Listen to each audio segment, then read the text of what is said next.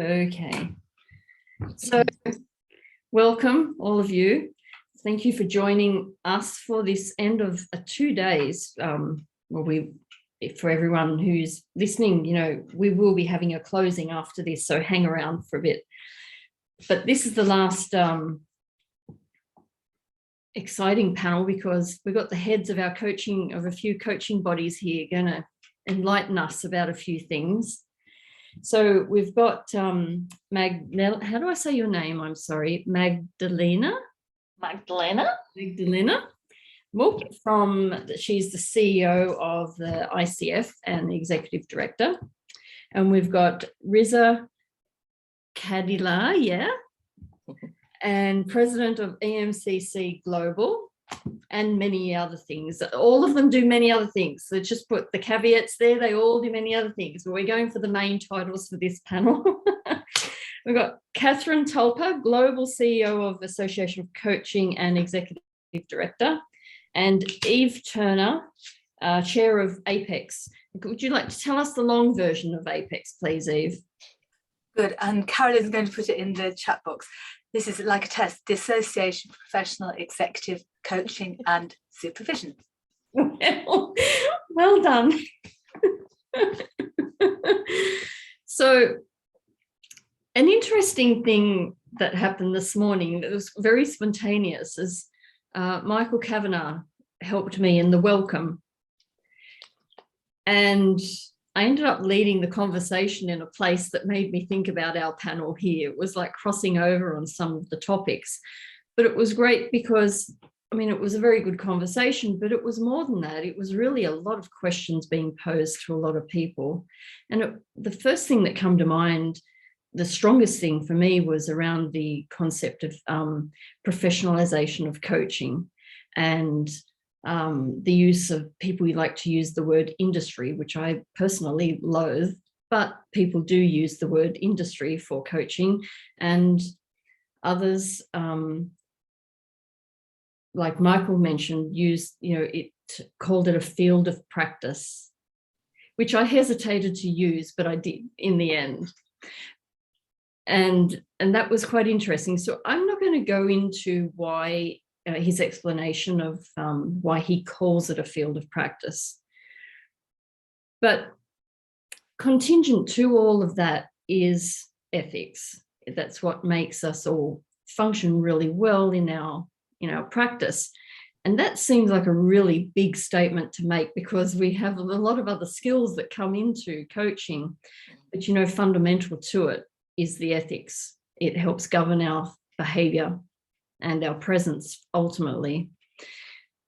So all your bodies have some kind of responsibility around how coaches show up in the workplace. And I'd really love to know if you could give us a short introduction or overview about how ethics has come to evolve in your particular bodies that you are working with. Who would like to go first? I don't mind going first. I think, ethics has always been at the heart of APEX, and it's even been in the purpose statement from the start. So it says something like, APEX exists to ensure that in a complex world, executives and organisations are able to benefit from executive coaching and supervision to deliver ethical and sustainable development globally. So I think it's also been absolutely central. And one of the reasons I think it was founded, and that was 2004-05, was because at the time, supervision wasn't necessarily seen as essential. And obviously that has changed over time.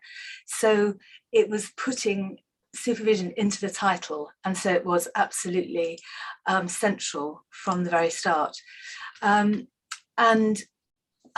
think, it's always been part of the requirement of accreditation that ethics would be at the heart of it. So there's a dialogue and people are required to talk about their reflexive capacity to support ethics. So I think, ethics is just alive in everything. And I think that's what we've heard over the 2 days. It's not about codes of practice alone. There are lots of other elements to it. And so it just comes alive.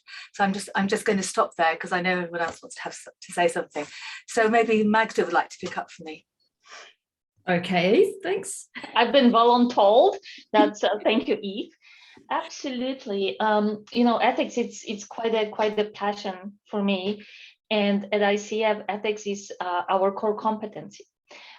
Coaching ethics is a core competency, and this is something that I think is so remarkably important for coaches and the clients alike. Our code of ethics is as important to the coaches to know what is being asked of them, but equally important, it gives a guideline to the clients what to expect. We recommend to all of our members that they proudly say to their clients what is the code of ethics, and also to make it very obvious and very explicit that there is a process that should the client not be particularly happy with the conduct of the coach, there is a process that they can report it, and then there is a peer review that would be in place should the breach of the code of ethics be found. I've been with ICF, I'm aging myself. I've been with ICF for 17 years. And I remember that the early ages, and I see my friend Jürgen and Michael Marks, and they are the members of our community of practice of ethics, and previously on the ethics committee, and many different task forces on ethics. Two things. One, when you ask a coach, are you ethical? Of course, the answer is like, why do you even ask? And then you offer certain scenarios, and it's like, oh, I never thought about it that way. But I remember at the beginning, the conversations about ethics is like, yeah. And now we have tremendous following on our community of practice for ethics. We review our code every 3 years, so it is relevant. So I think that we have a significantly different attitude towards ethics that we perhaps had before. And that's music to my ears, because I think ethics is something that is allowing us to remain a self-regulatory profession. I use the word profession, and I'm proud of it. And I think that it's going to only continue as our collective bodies are also so very well aligned in this. That's great to hear that it's being taken up a lot more now, that people are more engaged with it. That's really heartening, actually. And Catherine, or actually I might go to Riza.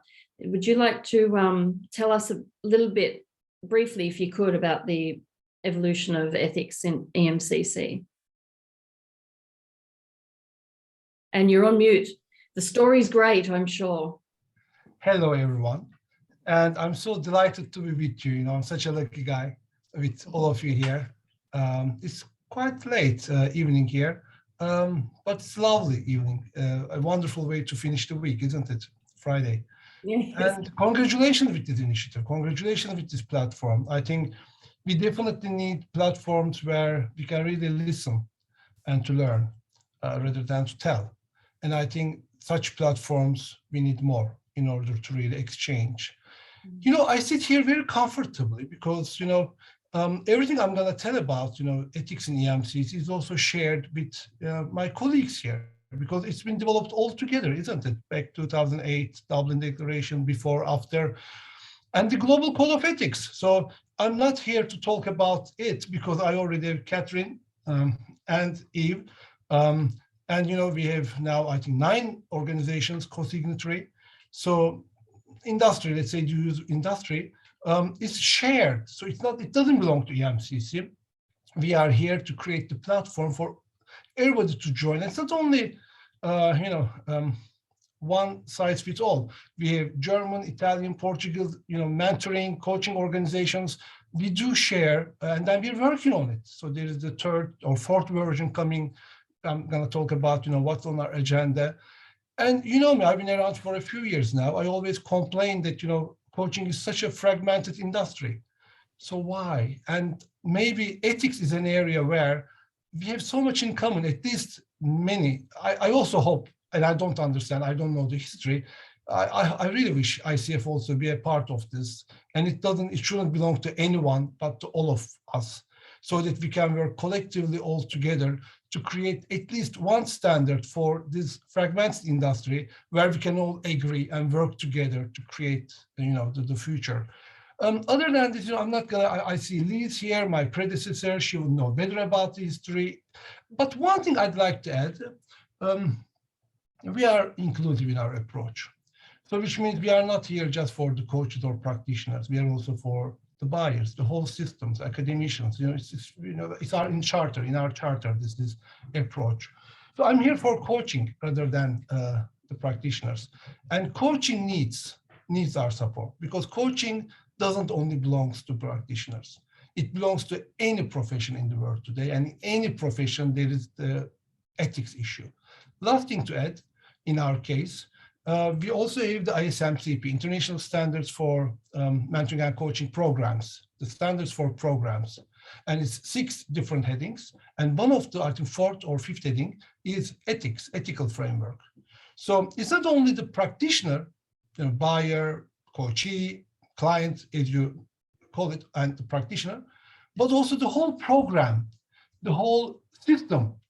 We need to also look into the ethical approach or the aspects of the whole program where the practitioners are practicing their coaching.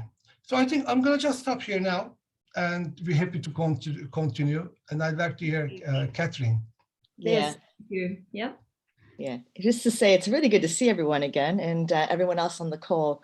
It's really, I just echo what's been said. I think just to emphasize a part of this as well, at the heart of, I think, all of our bodies is an educational component, right? Raising the awareness, standards and ethics has always been one of our, our original strap lines, in terms of the ethical practice and how important that is, especially as, coaching continues to go global. All of, it's international components, and there's also complexities in that and the nuances of that. Ethical is always gray, it's not clean. But I think this element about this collaborative process that's been said, I'm really proud. I think there's so much commonality amongst all our bodies, and that's really such a great thing. And what I just thoroughly enjoyed, and we continue to have these collaborative discussions together, and whether or not I guess my view is that we all have different adapted versions of it. The core of what we have here in the codes is consistent. I think we all align on the codes here. So I'm really proud of that. And I think it's been said, as Magna had said, when we really important is, especially again, we're going into these markets, is protection for the public. So at the heart of this code is if there is ethical practice that's being challenged, we can go to the coaching bodies, and actually if they are a member, then we have a serious process to look at that. And I think that's really important, not to forget that. The code does a lot of things. It's an educational piece, but at its heart, and when there is those cases, those unfortunate cases where it's under question, we have a process by which we can look to that. And I think that's part of the core of it. And I think one of the things we heard earlier today from in a session about coaching in Latin America was how important it was to have codes and guidelines that showed that as an industry or profession or field of practice, we work to standards, and this was linked to our reputation. And that was crucial and had proved very important in Brazil, for example, where they were talking about it. Mm. Yeah, and it's interesting that they were talking about that, because they were speaking about it in terms of being something of compliance, which they felt is needed down there. And yet that's not, at least my perception of what a code of ethics is about. It's not about telling you exactly what you should do, because then that's a rule book and that's not going to work very well at all. So it's really interesting that they were seeing it as being you said not compliance, Eva? Yes, Eva's the one speaking about it. So she's educating us in chat in case we've picked up something incorrect. Did you say not compliance, Eva, when you spoke today? No, we weren't talking about compliance, but having a global standard that defines what coaching is and what coaching is not, and that we can refer to educate the market. A common definition, not the compliance aspect. Okay, I must have Sorry. misheard something, but that's quite possible. I've been listening to a lot today. So But you know, there is something about it, because my history with ICF, I remember that at first the code was very, you must do this and you must not do that, and it was a bit around the compliance, or at least there was this sense of it. Later, at least within ICF, it started evolving to well, let it be a guideline. And finally, the most recent rendition of the code, which was reviewed only a couple of years ago, and again, Jürgen and Carl would know more, Michael would know more about it, is that it is more of an expectation of the coach. As a coach, you are expected to behave in certain way. It is a little stronger than just an invitation. Let's put it this way. But at the same time, it is like you are representing our profession to the public, and therefore there is certain behavior that is expected of you. Again, much less into must or must not, and more like this is who we are as a field, and this is why we are expecting you to behave a certain way. So what we've had across the 2 days is a lot of discussion and opening our minds to the different cultural nuances. And it makes me think about who coaching's for. And, you know, we want it to go across the world, and everyone kind of does. You can see the push for it from every quarter. And so the saying that coaching's for everyone, yet lately this word, another word which I don't really care for too much, but that's okay, democratization is being used. And it's attached to the workplace, and yet coaching is, in my view, for everyone. So, I mean, what can we do about that, do you think? What are your thoughts about it? Let me just put some ideas forward, if you like. There are two words. One is democratization, and the other one Uberization. This is the one I used, for example, yesterday at a conference, at a meeting. And I think we shouldn't mix the two together, because, you know, on one aspect, as I said, every single profession in the world today, the new social contract requires every single person on this planet to acquire coaching skills, full stop. So it's not just for coaches to earn money or to create a business or a practice, but every single, a policeman, an army officer, you know, I can give you many examples. In our case, people are accredited with us, or the programs accredited with us. It's basically, it belongs to humanity. You know, that aspect is there. So in that respect, we need democratization, and all the technology that supports it is great. So, you know, but still for professional bodies, I think there's a big job we have to do, because we don't necessarily have the quality standards, you know, in that respect.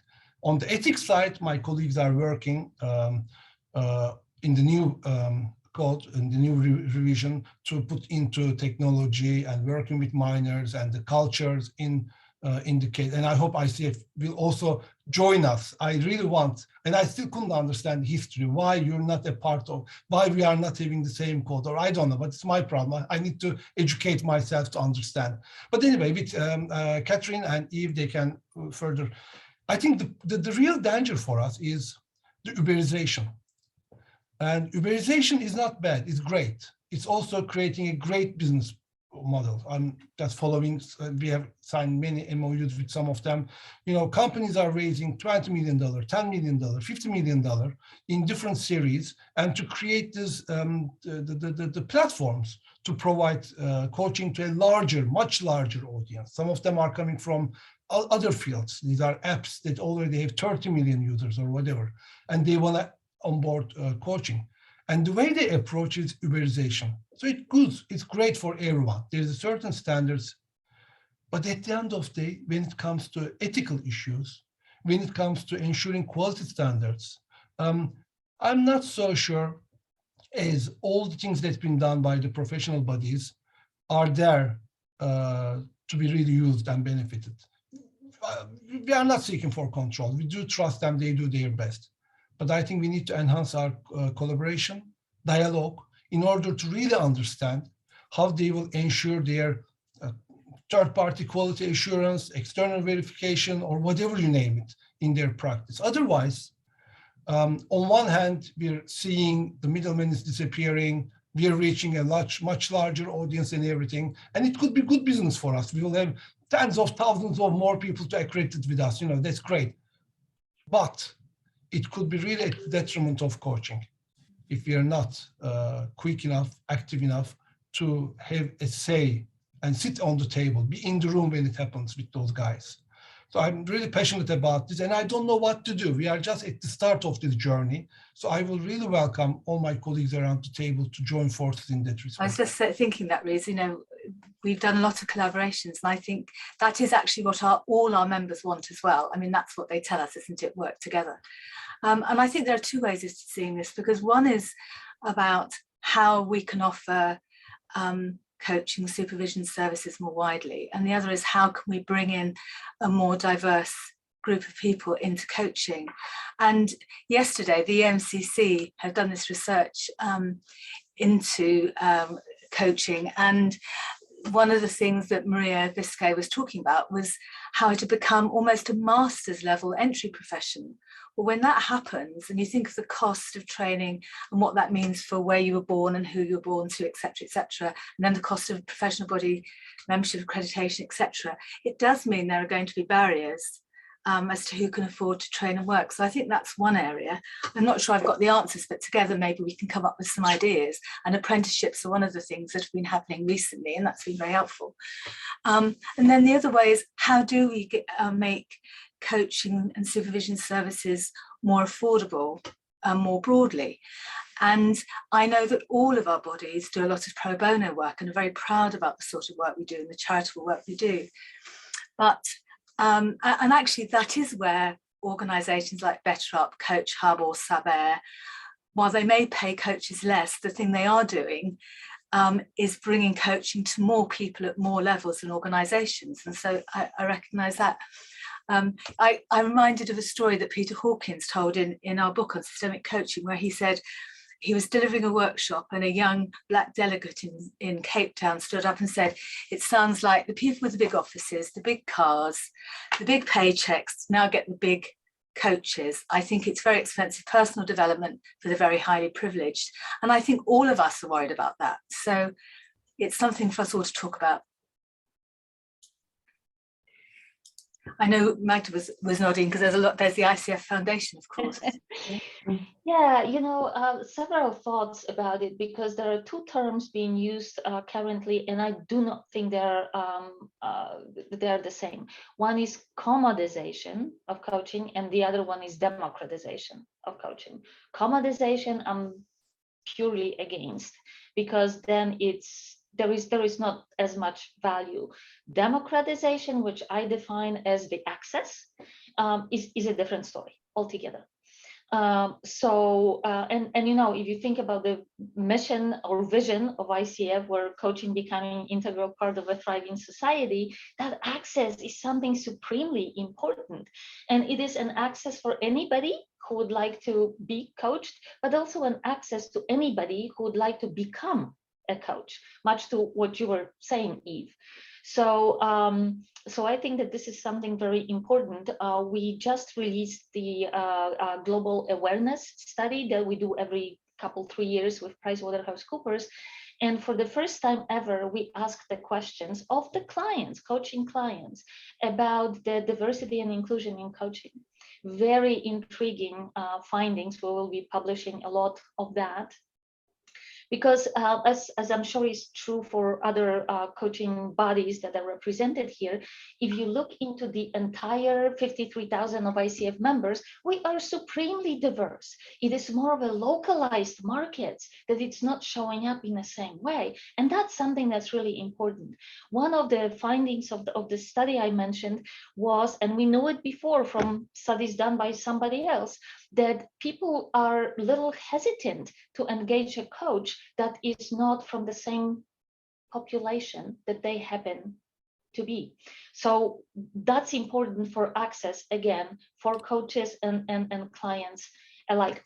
Risa, as you mentioned, the platforms, I am so with the program, because we know it from other professions that typically technology runs faster than ethics of the application of technology. So we are in a beginning conversations with some of the coaching platforms, exactly to make sure that they are not as brilliant as they are on the technology side, that they are not losing sight of what coaching is really all about, and especially what are the ethics.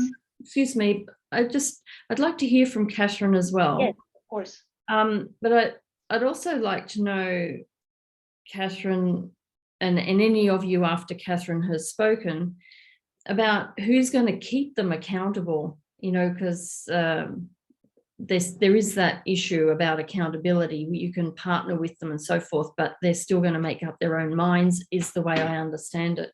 But Catherine, would you like to add more to that initial?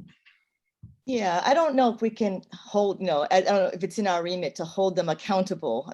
One thing I think, at least from an association for coaching, we wouldn't be getting involved in commercial matters.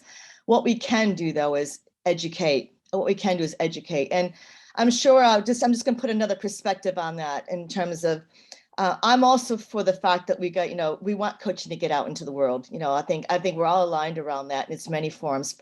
Personally, as a practitioner, I'm not threatened by that. I think there's such a place for coaching for many. And we all, I think, if anything, it's going to keep us on our game to make sure, for all the, the years of investment, as if you're a practitioner out there who has trained and all that, I think there's going to be a place for us. And I think the more that we can differentiate ourselves about what we offer and don't offer and what we're going after, it keeps us on our game. It keeps us fresh. And I think that's all the good thing. I think the awareness component here is, and just to give you an example, I'm just going to put a devil's advocate. I spoke to someone a few months ago, and and I won't mention any of the platforms, but she was concerned because she had been practicing for many, many years. She agreed to go to one of the platforms because she wanted to give her time to the younger generations. So she was a very senior executive coach, and she decided to go onto the platform so that she can offer coaching to the younger generation, and she wanted to give back in that way. Shortly thereafter, and she agreed to a rate that was probably 1/10 of what her normal rate would be. Very, very low money. And then all of a sudden that came out, and this is maybe the early pioneering stages, I think some of these platforms are at. I think they are accelerating, and they are starting to bring in more educational and practices around that. She then found out for the 1/10 of her normal fee, she had an opportunity. She was being presented to be coaching at the executive level for the managing partner of a professional services firm at the 1/10 of the rate. So, I mean, that's just one example to say that I think these platforms are still kind of figuring it out. And it's early days, and I'm sure they will. So, like anything, I think we have to there's a responsibility on the coaches to make sure if they're going to be signing into something, they have really clarity around their boundaries, going back to some of the ethical components as a coach about what are you signing up to. Another argument would be, I've actually talked to coaches around these platforms, and actually they're finding themselves coaching 6, 7, 8 people a day. Now, again, it's up for the individual coach to decide what is appropriate for them in terms of making sure they're fresh for their coaching. But these are just some of the kind of additional context and maybe in dilemmas that, and I think it would be to the point being raised about, it'd be really good if we can incorporate some of this into our ethical guidelines, as Risa had said, because this is all some other elements to coaching. Coaching, it's not going to, I don't think we can ever stop it, but how do we embrace it and how do we educate? Yeah, I really like the idea of you getting into dialogue with them so as we can actually start having a bit of an imprint.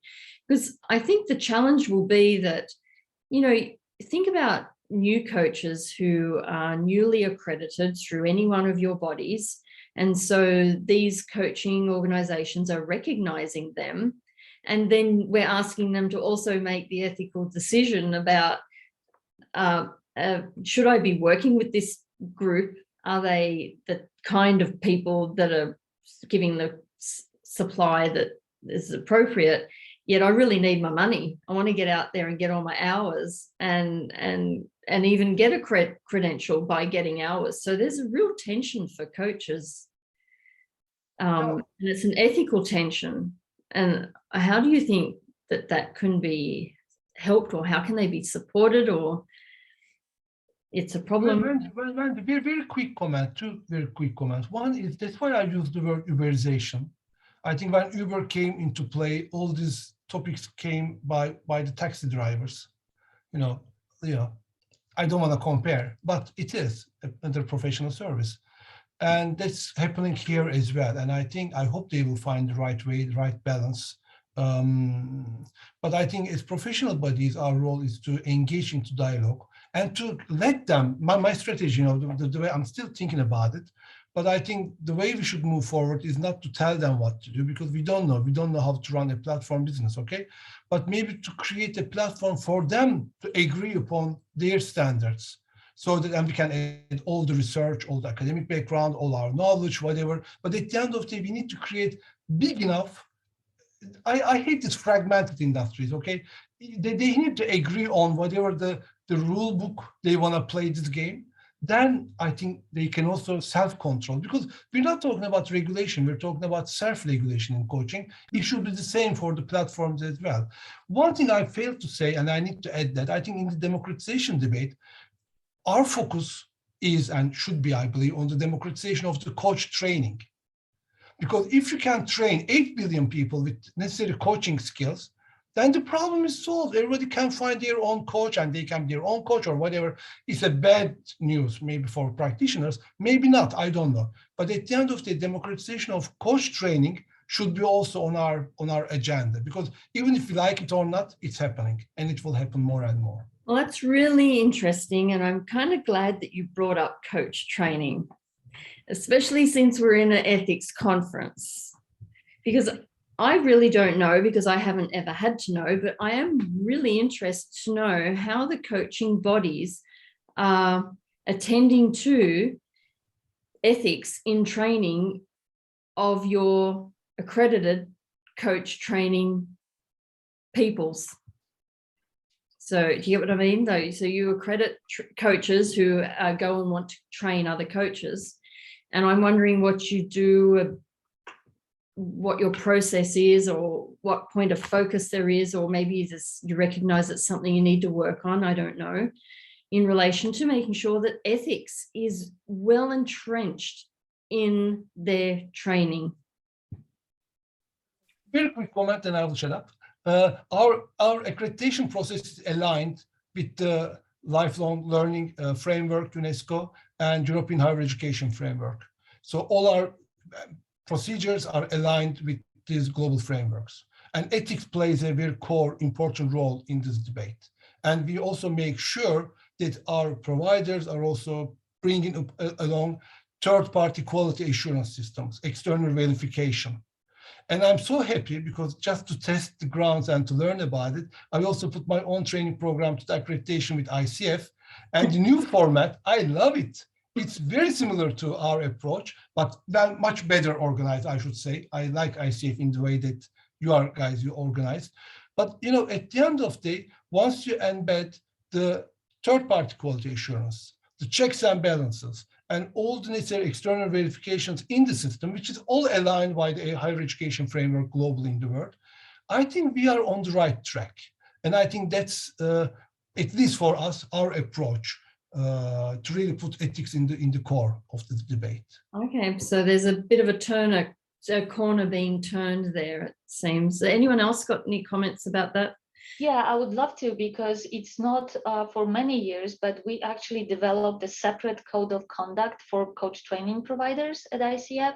And we have a parallel process, much like for individual coaches. We also have a process for reviewing complaints against coach training providers, which I think is important. And somebody talk about accountability. Well, that is that part of an accountability piece, that you cannot just do something that you said you won't be doing, or you are not doing something that you said you would. And again, because ethics is one of our core competencies, then all of our coach training programs have the responsibility of teaching coaching ethics, and even more so for our credentialing program, a certain number of hours in coaching ethics are required for the certification. So I think we're just trying, as Riza said, we're trying to put ethics in everything, pepper it over just about everything we're doing. And I think that that's the only way to go, seriously. Yeah. And Catherine? You're on mute. Catherine, I really want to hear what you were saying, but you're muted. All right, I'll unmute myself. Thank you very much for that. I think like with our body, we've always had three distinct memberships: our corporate membership, our organizational membership, and our individual membership. And even more so, I think probably so many on the whole, especially since the pandemic, we've been entering into so much more dialogue and much more dialogue with them, even individually. So one of our focus areas is really putting a lot more time in investing in our organization, the schools, the schools, the programs. So I think another way of handling this as well is going back to the dialogue. So I think we're having a lot more of our focused discussions. We have a community platform for just so they can enter their communities and actually to raise this, raise these elements. So I think it's going to be the further development around this is going to be not from a compliance perspective in this way we talked about, from educating and bringing the communities together. I think it's really just echoing what's been said. Yeah. I mean, I think one of the challenges, because I would say all the bodies here present treat ethics really seriously. It's at the heart of our practice. And I think the challenge is that there are so many training programs. I'm sure we all know people who go on a weekend of training and then they call themselves a coach and they won't join a professional body either. So we are talking about the people here are going to be very motivated. People who join professional bodies are more motivated. They're doing it for a reason and they want to have a code of ethics that they work to. So I think that's a challenge. In Apex, we don't accredit training bodies. We accredit individuals, and we only accredit individuals at one level, which is master's level. So there is a high expectation of being at a level of ethical maturity, if you like. So it's just at the heart of the process. But I think it's a broader question, and we would take every opportunity to talk with people, to encourage people who are running training programs to put ethics at the heart. But even in some of the discussions we've heard over the 2 days, you've heard that people said there was a 2-hour module in my program on coaching ethics. What do you do in 2 hours? The 2 days hasn't been enough. But what has been clear about the 2 days is just how vibrant and alive it is. It's not a frozen code. It's a really lively, exciting, dynamic debate that we've been having on so many areas. We've been learning about cultural, social norms, and somehow we've also got to make it exciting. Because I've been to a number of conferences, some of them at the AMCC, some of them at the AC, and the ethics sessions are never that well attended. And I genuinely don't understand it because I find it so exciting. But there is something, we all have to do, and probably together as well. Yeah, and if I could just say to you all, just as a point of interest in relation to this conference, in that I've been keeping kind of track of the numbers per session. And so we've been going from 9 a.m. in the morning till 10 p.m. at night with a long, 2-hour lunch break. The sessions are regularly being held across all those hours. They're being attended, anywhere between 90 and 60 people, almost 160 people every single session. Yeah. But it tells you something about ethics, doesn't it? And a way that we need to engage in ethics. And for me, the training organizations, they don't just have to be saying, I deliver X number of hours in my training. They have to be really engaging people in this matter across every element of their training, because ethics comes into play in every part of their training, in fact. So it's about what we're expecting of these training organizations, whoever they are, whether they're individuals or large, about how they put ethics training into their trainings for coaches, yeah? And when it's done in an engaging way, this conference shows that there's much to be gained from it, as well as interest, which is the point number one, really, and everything that comes from it. Wendy-Ann, one of the questions has gone in the chat box, and I just, that's an interesting question. Have any representatives of training organisations attended? Do we know? No, I don't know. Wendy, I mean, I know you've been here. Well, I mean, Riza's a member of a training organisation. yeah, well, but one thing I should add. First of all, this is a great start, and I really congratulate everyone around here. But Magda just said 53,000 members they have, 13 whatever thousand in our case. I don't know how many. I've just counted 50,000 people graduated from our accredited programs, whatever. And here we're proud to have 60, 90 people joining. So at the end of the day, this is a great achievement. I really congratulate. But on the other hand, it's the converted, those people who really believe in we are here. And I think we will make a big difference, ripple effect. One thing that really helps, Wendy, if I may add, with our accreditation philosophy being aligned with the higher education framework and everything, we see more and more big companies, global big names, pharmaceutical, financial institutions, big names who are accrediting their leadership programs with us.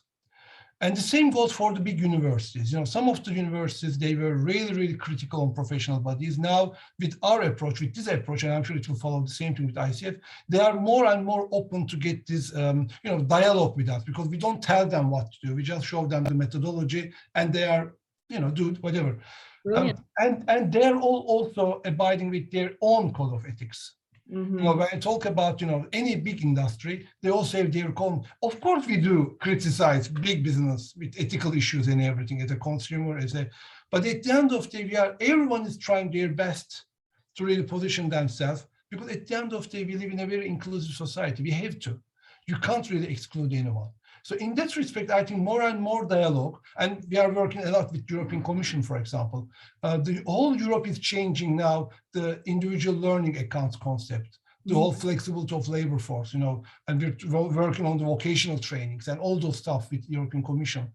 These are all coming together, because at the end of the day, we have to share the same code of ethics. So that's why we should talk only this code of ethics for our industry, so that we can be more relevant to other industries as well. But of course, every single provider can come up with their own whatever framework.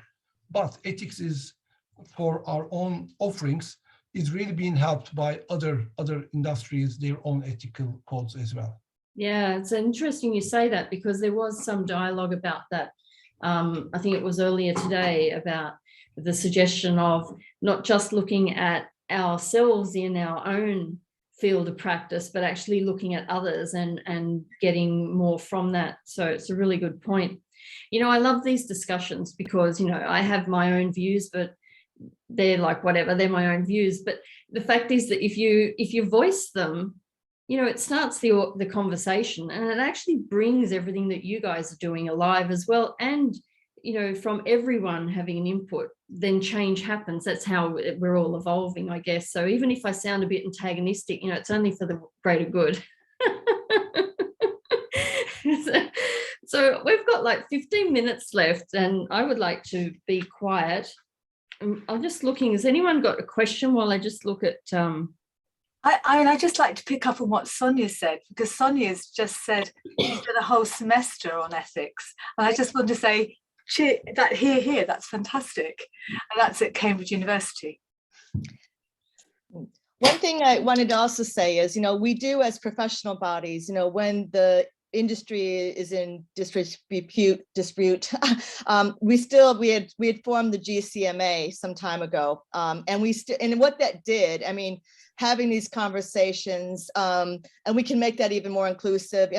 We all know each other, and we all care passionately about what we're doing and protecting the industry, profession industry, whatever we want to call it. And we have such strong relationships that, we all care passionately, and it's wonderful. I know we could all pick up the phone when there's something that's facing our industry that we really want to address. we can have those conversations. And I think that's really wonderful nature of the collaborative nature by which the ethics, some of these documents were born. The other thing I did want to mention was reminded from our team was we do have there was a real collaborative effort of the ethical resources available on the AC website. We're just hosting it on the AC website. I can provide the link in there, but that was a collaborative effort of various resources between AOCS, EMCC, ICF, APEX, CSA, and some others. So that is, again, is the way to help educate and promote, and I will provide the link, and we would welcome other resources that we can add to that and just share the body of knowledge. So it just really just shows you what we can do together. Yeah. And picking up on that, there's also, of course, the future of coaching collaboration.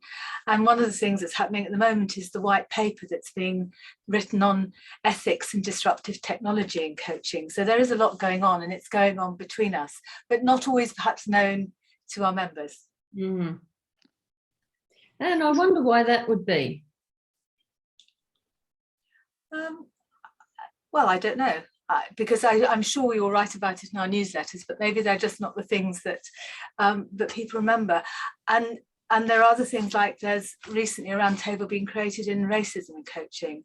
And there's actually a really unique thing, and Magda's nodding because we've just had a joint statement on the ecological and climate crises, and that's been quite an extraordinary collaboration, actually the like of which there's never been, because there are 11 signatories, and the signatories really are truly global.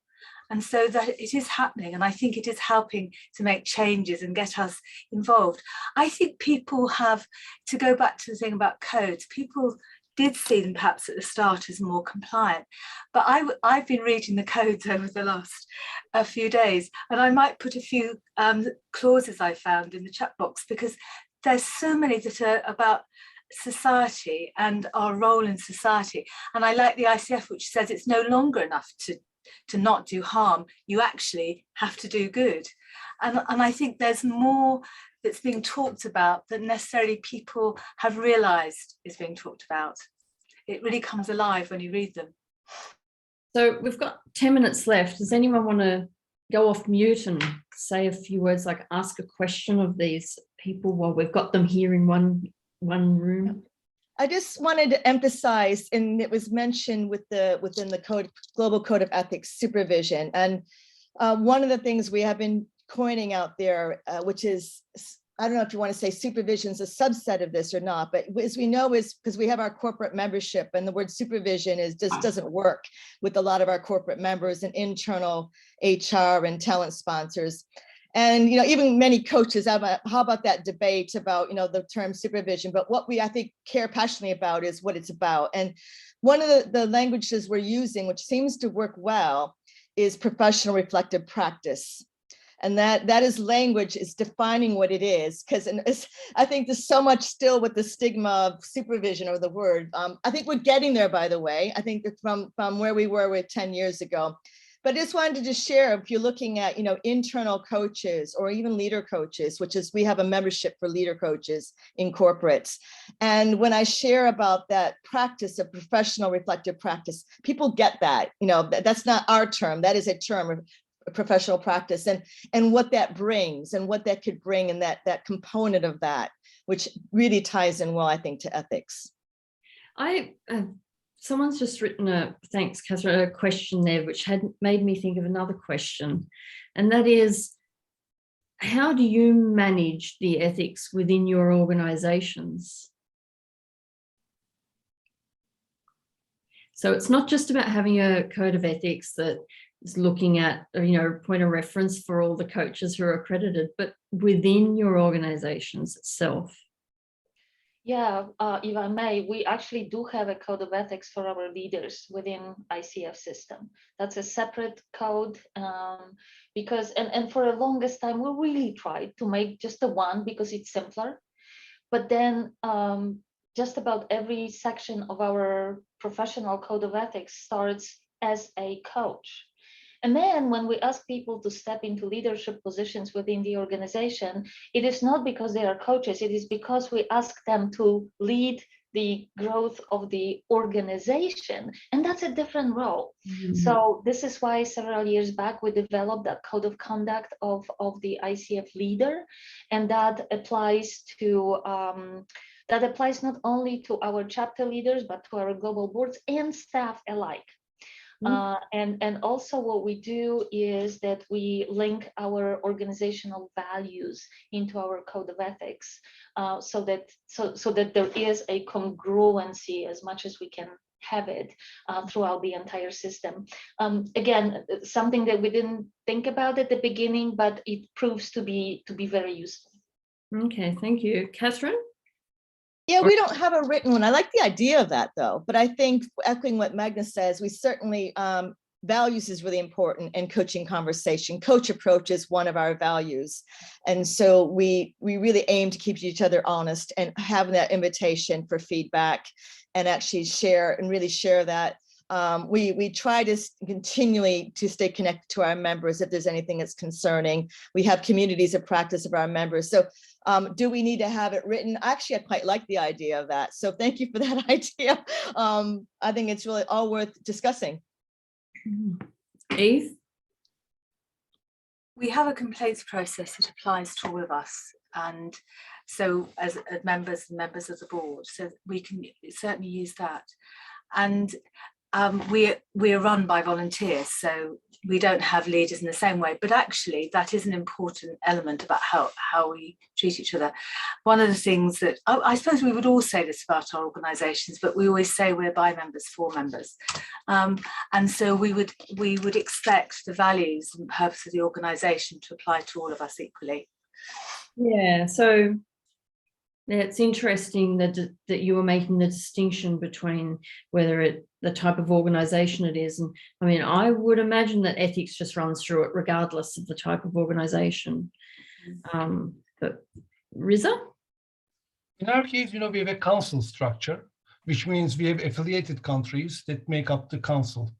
And every single affiliated country, they have their own ethical code, which also are combined with our global, we have a very robust complaint procedures, they're interlinked. But on top of this, we have about 330, I forget the number exactly, about 337, I believe, volunteers. And these are, because we have 0 FTE, we don't recruit anyone. We are all volunteers in the organization.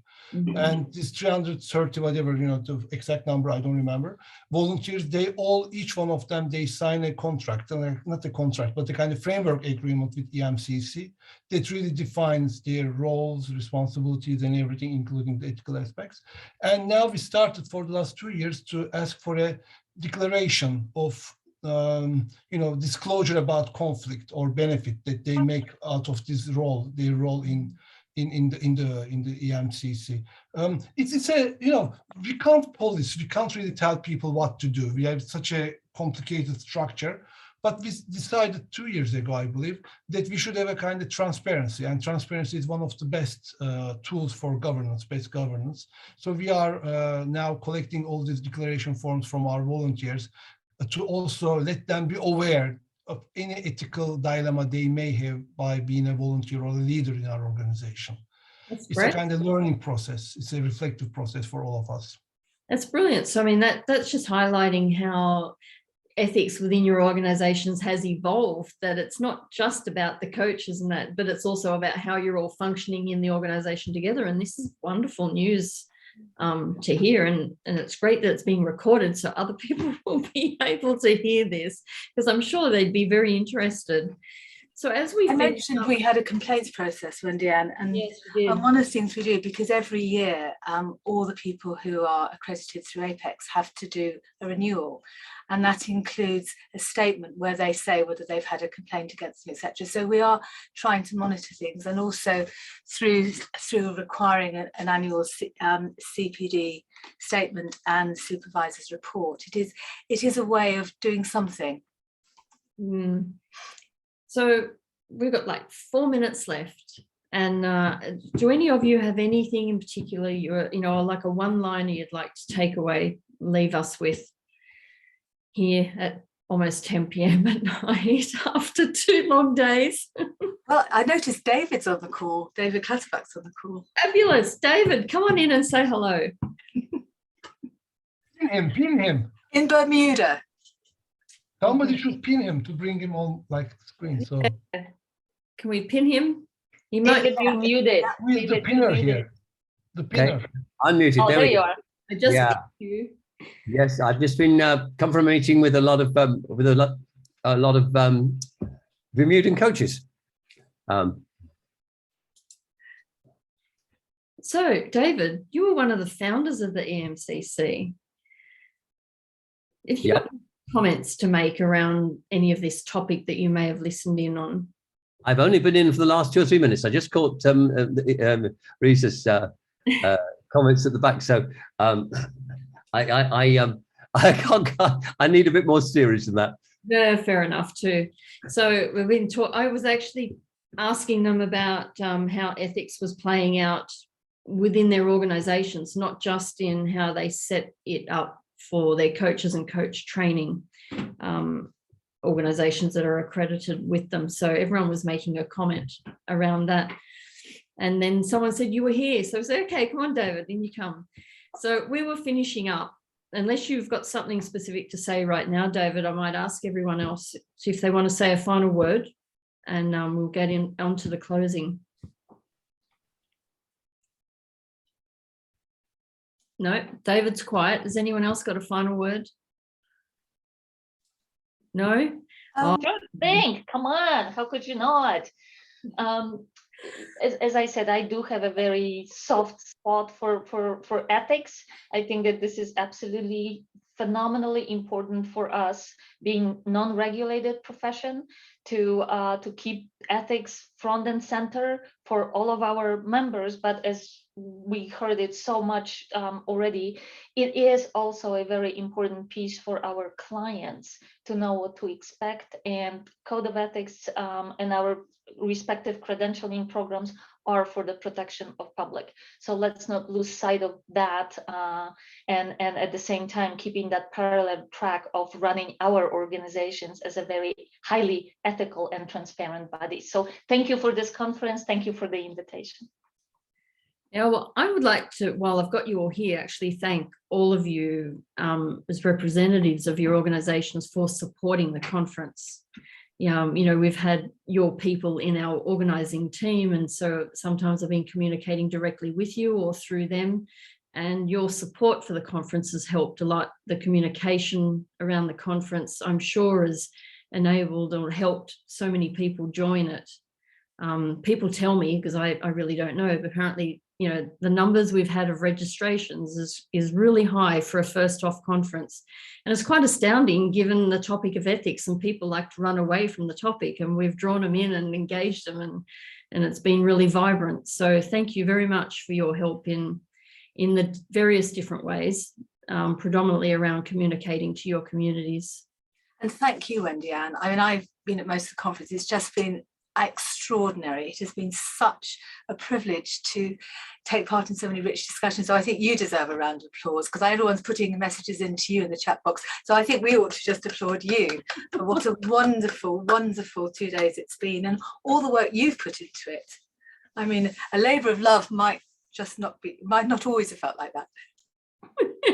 No, it didn't always feel like that, but it's been a really fun process at the same time, you know, and we will just move on into the closing now, because I've been meeting with this group of 20 odd people for nearly 12 months. Once a month, they come in and they sit with me at, well, it's 9 p.m. at night. We go from 9 p.m. Paris time till 10 p.m. and been discussing the possibilities and what we're going to do. And it's true, I have actioned a lot of the things required to make this happen, but it hasn't just been me, you know, it's been this whole collective that's been their voices, it's been their minds and the other various ways they have supported me in being able to bring this to everyone. So it is a collective effort in the end, because I have no doubt that me on my own, as much as people want to congratulate me on my own, that was never going to happen. And David, I have huge thanks to give, because I brought a couple of people in, but David brought everyone else in. And it was because of him that in that first meeting, I'm sure that they then sat with me because David lumped it in my lap. So, but it's okay. He was probably surprised at where we've come as well. But it was a collective effort at the end of the day, because it was nowhere in the world this could have ever happened on my own. And so it's with your coaching bodies, your supports, and those 20 odd people, if they all want to come on camera. We've got Liz Lewis is here. So we can bring Liz in, and Pam is here, and I'm not sure who else is here on this call. Victoria Leith is here. She's been working alongside me in the communications, and I'm not sure who else is here. Dumi's here. So, you know, if you want to come on, can we bring them on, Eve, or not? It'd be great to bring them on. Maybe we can unpin Catherine and Meg. Yes, I've done that. So Dumi's now pinned, and David is. Yeah. And Pam's here. Yeah, So hi Pam and Lise. and Carrie's here as well, or she was. I'm here as well. I'm Rachel. Ah, Rachel's here as well. Very good. And Ivan's here as well. Bring Ivan in here. You know what hour of the morning it is, Ivan? And the other David's here.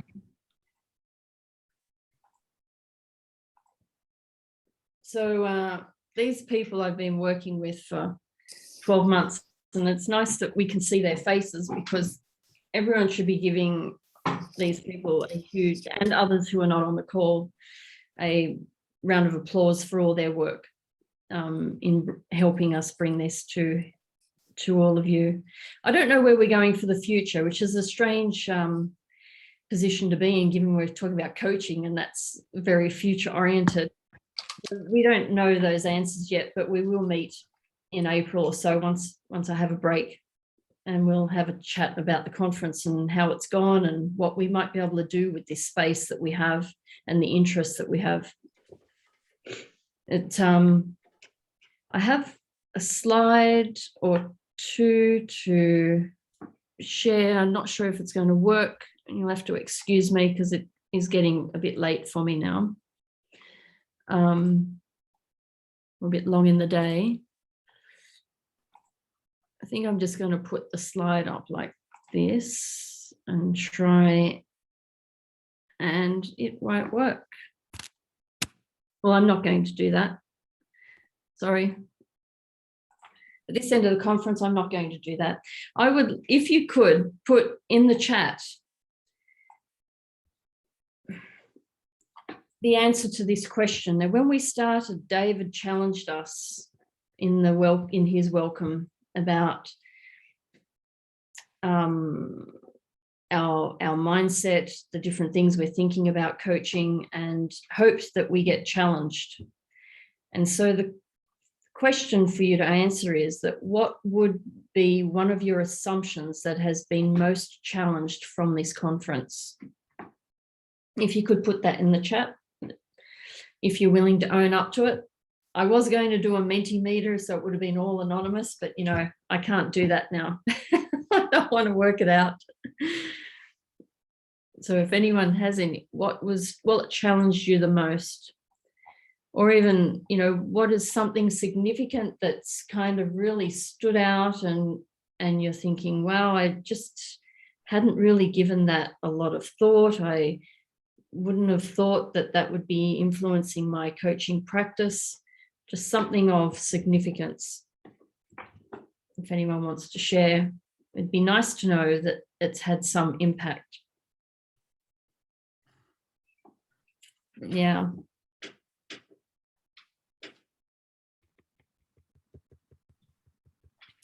Yeah, David, the sessions earlier today, have been really powerful sessions. I mean, they were yesterday as well. The cultural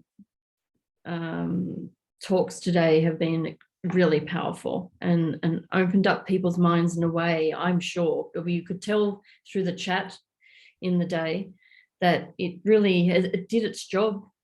Well, in terms of getting people really, their minds opening up to the very real differences and challenges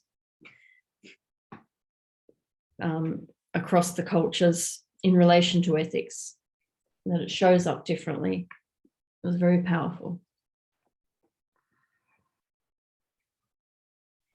How broad ethics is. Yeah, it's in everything and we don't realize it. That's one of the things that we've been wanting to do, is bring ethics from the background and bring it to the foreground and then let it set inside of us. And so we're consciously working with it.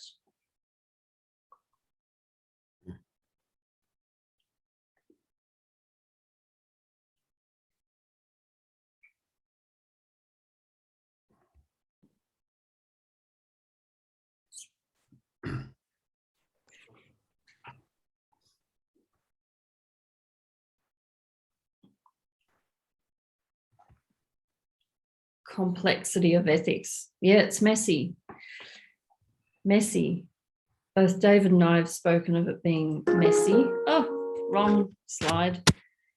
And I'm just going to show you, talking about messy makes me want to show you a slide of something that a group of us are working on for the end of this year, early next year. We'll see how we go in the editing. People are writing at the moment to get this to us very soon.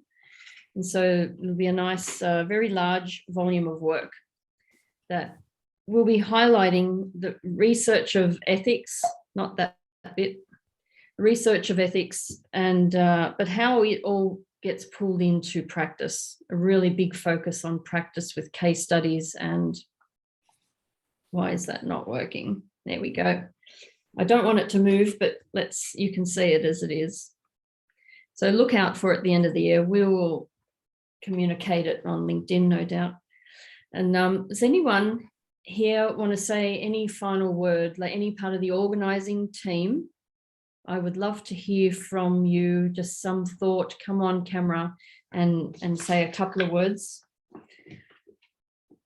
I think we should all celebrate, Wendy Ann, that it's come to fruition and that people have cared enough to attend. And what a wonderful community this has started. And may we do it again and keep this conversation going, because, you know, ethics, as we can see from the last couple of days, is maybe richer than we realized. And, you know, let's keep going. I second what Lise just said. I think that it is quite something to have put this together and to have so many people interested in this very important topic, and as well to uncover the complexities and the depth of it together. Yeah, just to build on that, for me, it's really the tapestry of wisdoms from around the world, and I'm using wisdom in plural intentionally. Multiple wisdoms from around the world coming together and learning together and being brought together by a topic such as ethics. I want to say, what is the joy of ethics? Making ethics sexy again. It's been very interesting. So thank you very much, everyone. And Wendy Ann, or not Wendy, Wendy Ann. Amazing, amazing, amazing. Thank you very much for what you've done, and the rest of the team. Great work. Thank you for all your backup support, Dumi. That's been very helpful. Okay, I'll add, quite apart from the quality of the actual presentations, I've been struck by the depth of engagement in the conversations. You know, they've been really, really full, real learning experience. So kind of thanks not only to those of us who put this thing together, but thanks to those who took part for their willingness to engage in depth in the topic.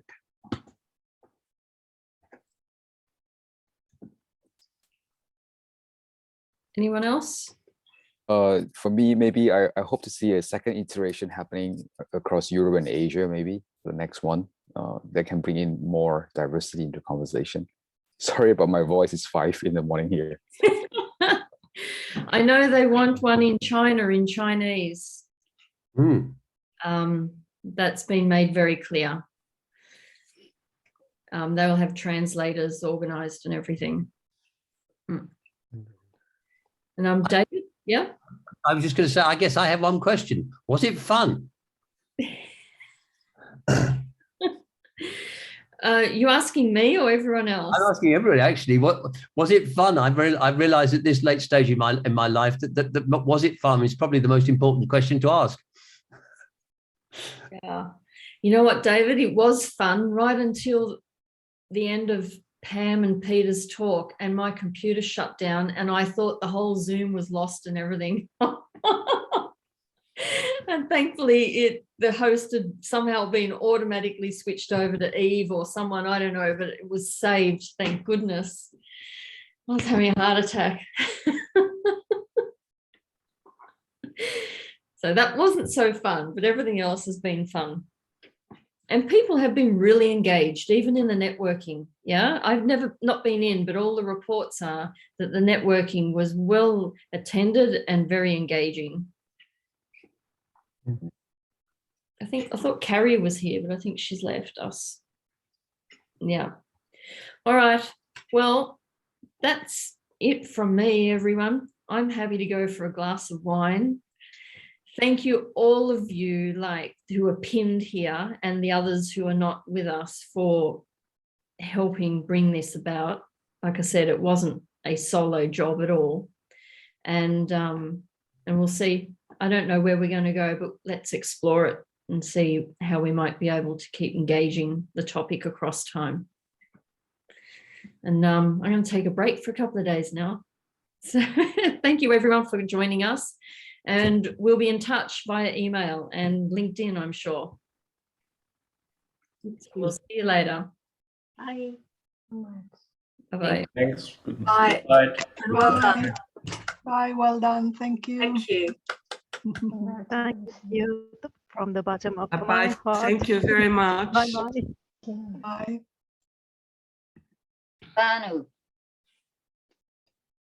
Thank you. Bye-bye.